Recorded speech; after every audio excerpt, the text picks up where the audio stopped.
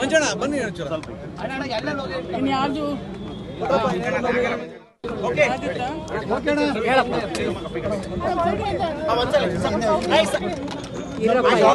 ಮಾತಾಡ್ಬಿಟ್ರೆ ಒಳ್ಳೆಯದು.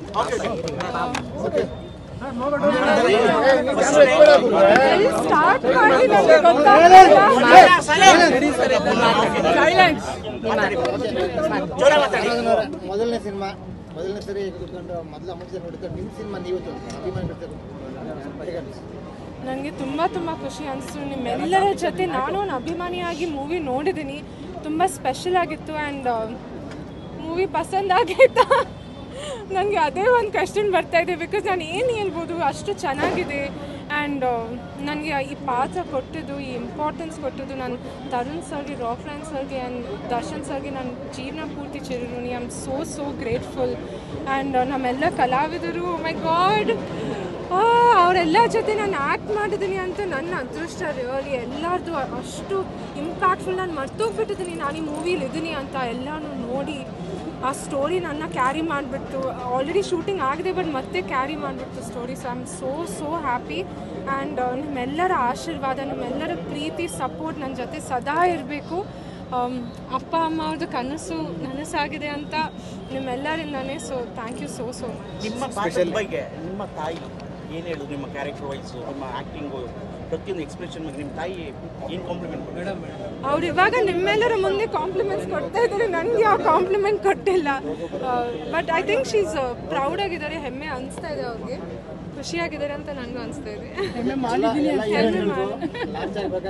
ಗ್ಲಾಮರ್ ಪಾತ್ರ ಹಳ್ಳಿ ಪಾತ್ರ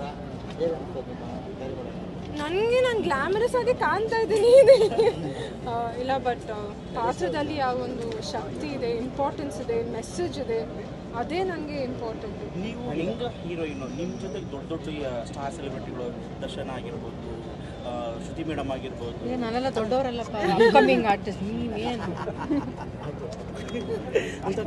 ಸೀನಿಯರ್ ಆರ್ಟಿಸ್ಟ್ ಜೊತೆ ವರ್ಕ್ ಮಾಡ್ಬೇಕಾದ್ರೆ, ನಿಮ್ಮ ಸೀನಿಯರ್ ಅಪ್ಕಮಿಂಗ್ ಸ್ಟಾರ್ ಜೊತೆಗಳ ಜೊತೆ ಆ್ಯಕ್ಟ್ ಮಾಡ್ಬೇಕಾದ್ರೆ ನಿಮ್ಮ ಹೇಗಿತ್ತು ಶೂಟಿಂಗ್ ಟೈಮಲ್ಲಿ? ನನಗೆ ನನ್ನ ಅದೃಷ್ಟ, ಅವ್ರ ಜೊತೆ ನನಗೆ ಫಸ್ಟ್ ಫಿಲ್ಮಲ್ಲೇ ಕೆಲಸ ಮಾಡೋಕ್ಕೆ ಚಾನ್ಸ್ ಸಿಕ್ಕಿದೆ. ಬಿಕಾಸ್ ಅವರಿಂದ ನಾನು ತುಂಬ ಕಲ್ತಿದ್ದೀನಿ.